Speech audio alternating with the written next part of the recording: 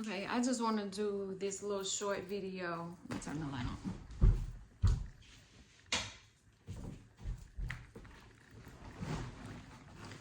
Okay, I want to do a little short video because the story of the little boy, the little 5-year-old in Wisconsin, really it bothered me. And I'm one of the ones that because I'm a mom, anytime it's a story affecting a kid, I always feel connected to these kind of tragic stories. 5-year-old little boy went missing in Wisconsin, and they alerted the authorities, and they declined to issue an Amber Alert. And I don't know how they do it in Wisconsin. I just know that in the South, I pretty much get Amber Alerts for like Georgia, Alabama, of course Tennessee, and that may be it. I don't know. It may be more. And a lot of times I get it, and I don't pay attention to them really. I mean, I look at them, but I'm not out like looking, like that. I do remember a couple of years ago when there was an Amber Alert for a black kid, and when I got the alert, I was like, it's not my problem. Then there was a little black girl, and everybody was searching. They were saying that cars were going in all different directions, and she may be in one of those. Cupcake was her name. And so most of the time, Amber Alerts that are issued are not really African American children, black or brown children. However, we know that they are being kidnapped, abducted, they walk away from houses, they're getting lost, all of the things that are happening, not just to Caucasian kids, but it's happening to ours. I don't know the reason why this family wasn't giving the proper procedures. Amber Alert. I did read that they said that the police sent out a critically missing alert to media outlets, but not an Amber Alert, a Milwaukee police spokesperson said. And this is the part that frustrates me. And it may not bother nobody else, and it's just my 2 cents. It's my opinion, it's my feelings, it's my thought. A couple of weeks ago, I texted a really, really good white friend of mine, and we were just catching up and saying everything. And then out of the blue, she sent me a text and said they found Sarah. That wasn't the little girl's name, but I didn't read it. And they said she was found, she was unhurt, and she was safe. And I don't know if my friend was connected to the little girl or what the situation is. I didn't even know that there was somebody missing. And that's ignorant to myself because I no longer watch the local news. I, like many other people, get my news from social media and whatever comes across my news feed. So I didn't even know that there was a little girl missing. But to know that she was returned hours after the Amber Alert was issued and she was safe and unharmed, that's a blessing. I'm not taking anything away from that. But that's not always the case when it comes to our kids. And most of the time when it comes to our kids, it ends up tragic, like the little 5-year-old who was found in a dumpster. There's been 2 people arrested. They were living in like a multi-family home. I don't know the situation. I just know what I've read. And I do want to send my prayers and condolences out to the parents of this 5-year-old because it's funny, while I'm looking down, it says, if this was a little white boy, more would be done, is what the family members were saying. And I'm not gonna lie, I feel the same way. I don't know what it's like. I've never been to Wisconsin. I've never been to Milwaukee. I don't really have any plans to go, but I don't know what it's like on ground level. So I'm gonna speak from what I've seen in my area. We get the Amber Alerts, of course. They're annoying, yes, of course. But most of the time, there are not Amber Alerts when our kids go missing. So a lot of times we ignore them because we feel like, oh, if they issued an Amber Alert for that child, that's a white child, they're gonna do everything they can to find them. Again, it could be ignorance on my part, but it's also stories like this that stand up and say, well, you might be right. However, this time there wasn't an Amber Alert issue. And when I first seen the story, I seen a little boy looking at him. You could tell he's black or mixed with black or half black or a quarter black, whatever. But I knew he was one of ours. And not issuing an Amber Alert to me said a lot without saying a lot. And I don't know if they didn't believe the parent. I don't know what the situation was. I wasn't there. But I want to say, if the Amber Alert was created, and I remember how it got started. I read the history on how they got started with the Amber Alerts. And even, America's Most Wanted star, his son Adam had got abducted years, like late 80s, early 90s. And so they started, like a Code Adam, where they were, if your kid was missing in a store, they called Code Adam, lock the store, search the stores and all that stuff. So I know the history behind it, but is it equal? Is it justice for all? Is it we're gonna look for the kids, because the kids are supposed to be our responsibility. The kids are our future. We're supposed to look out for them. But what is it if we turn a blind eye to certain kids, or are certain kids excluded because they don't look like Amber? I've seen a lot of missing black and brown kids, mostly black kids, where the family has had to get on the ground and put up flyers and knock on doors and go looking for their family members. There was a story, a movie, True Life movie, it was on TV1, where the cousins, she wasn't a kid, it was an adult, but they actually found her and rescued, cousins and uncle rescued their own family member because the law enforcement wasn't doing enough. I'm not blaming anybody. I'm not pointing the finger at anybody. I just want you to think about it. This isn't they're at fault, or why wasn't the parents watching them, or how did he get out? It's no finger pointing, because shit happens. What I'm saying is, where did we go wrong? How do we fix it? And how do we stop it? Because I was looking at something the other day, and they were talking about how kids were coming up missing in the 80s. And it was just like they'd be on the block and then all of a sudden plucked off the block. And I remember growing up being afraid of white vans all the time. Just white vans being like, if you see a white van, you go the other way.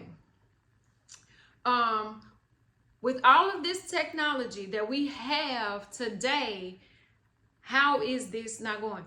I've seen many. I share them every time I see them, no matter what the race is. People on social media saying, this child hasn't been seen, my child, this cousin, this, if you heard from this, if you see this, do this, do this. I've seen social media get the word out more than I've seen the major outlets get the word out when it's a missing black kid. What are we doing wrong? There are a lot of organizations, I've seen them, when their pictures come up, I share that are called like Black and Missing, or what happened to somebody that disappeared last year. Like, we still don't know. There's no answers. These families are left grieving without any answers. So again, I'm not pointing fingers, but I want to know, what more can we do? Because the Amber Alert is one of those things that's like, oh, okay, and then you turn it off. Unless it's somebody close to you, and then you get out and you start hitting the ground and you start knocking on doors and you start going through woods and you start looking for your family member. Is that what it's come to now in 2023? Because I remember a little girl getting missing when I was younger. I was about 13 or 14. And I remember search parties. I remember family members asking for support, help, walking. Like I remember all of that, not just then when I was a teen, but recently I've seen it. And in this situation, it feels like the same thing. So what are we doing? What is the answer? How do we prevent this from happening? Because this isn't the first time, it won't be the last time, but the next time, what do we do? Can it be inclusive? If a kid is missing, Amber Alert, worldwide. Like what is the solution for this, so that we're not telling parents, if you lose your child, you better go find them. If something happens to your kid, it's up to you to go find them. Now, granted, if something happens to our kids, we can't wait on somebody else to do the job that we're gonna do. The thing that bothers me the most is a lot of times when it's a white or Caucasian child missing, most of the time there's Amber Alert, there's good news. When it's a black kid, it's very little coverage.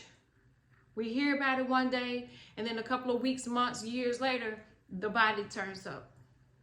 So how do we go about preventing this? Because I'm gonna be honest with you, nobody is looking out for our kids. There's a target on their back. They are there's a spirit of a threat on them, and that's not just in the South. It's worldwide, because we know that our kids are the future. Our kids are the ones that are supposed to change the world and lead us.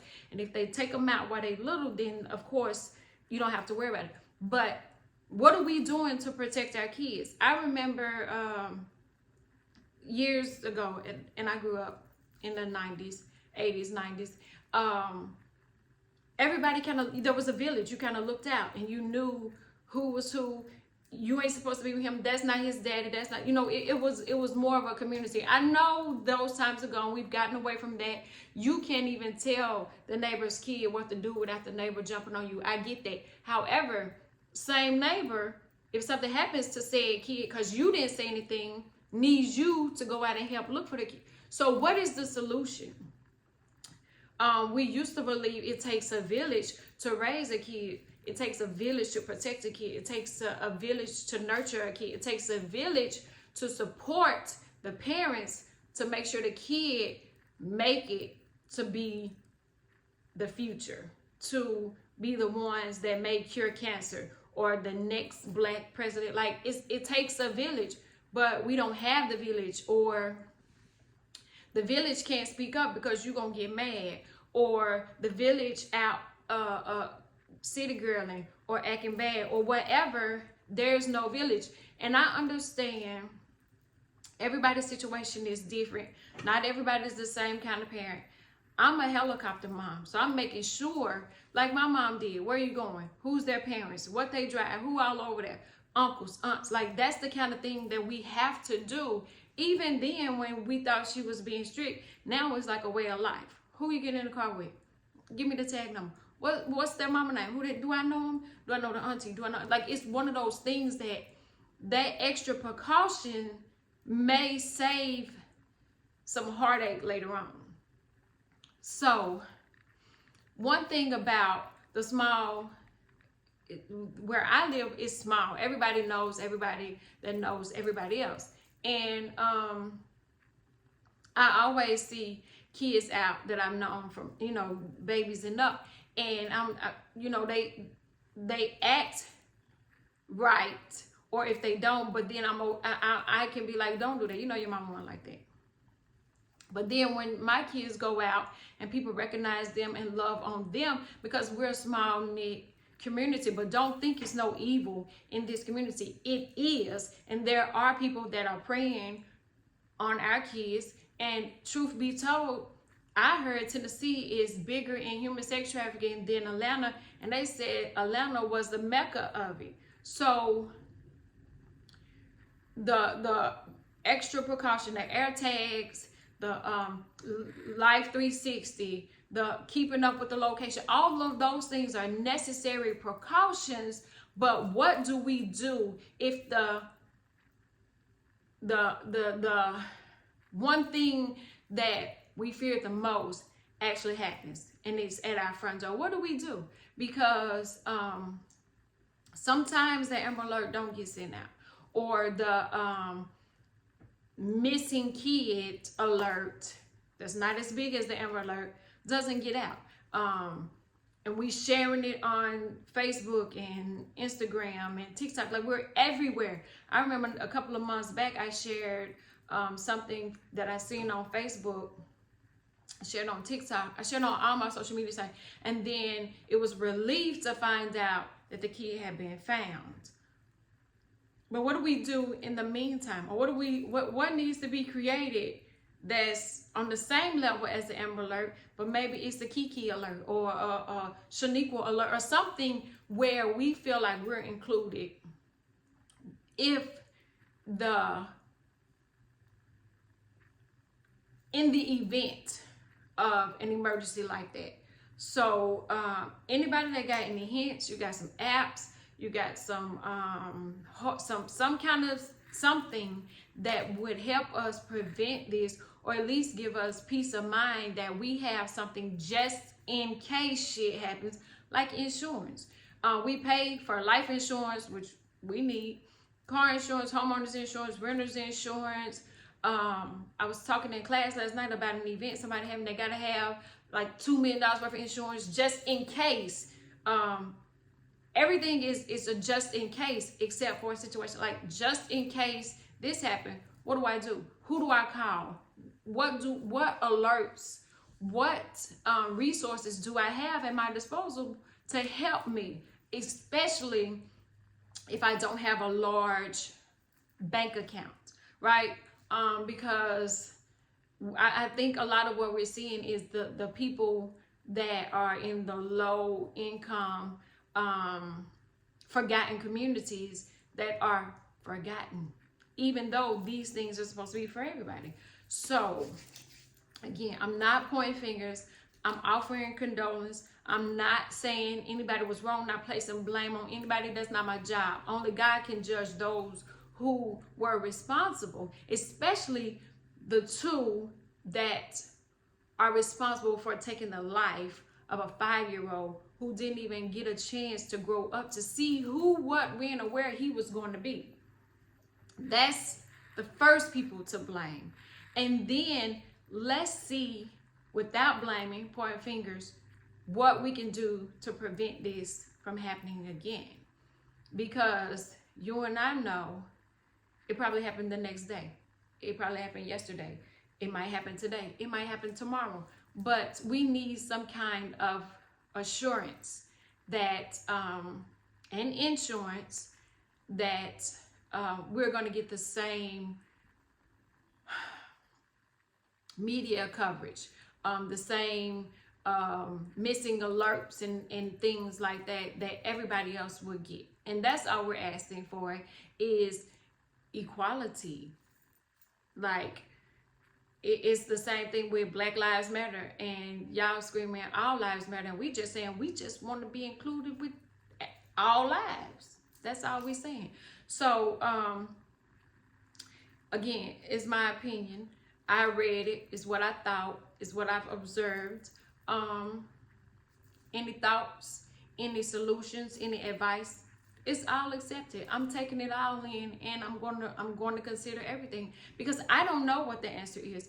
All I know is that there are parents that's grieving the life of a little boy who they thought that they were doing the right thing by calling the authorities. So again, not just to this family that's lost, but all the families that's gone through this and didn't quite get the services, the attention that they thought they were going to get. So be a part of somebody's village, or attempt to, at the least.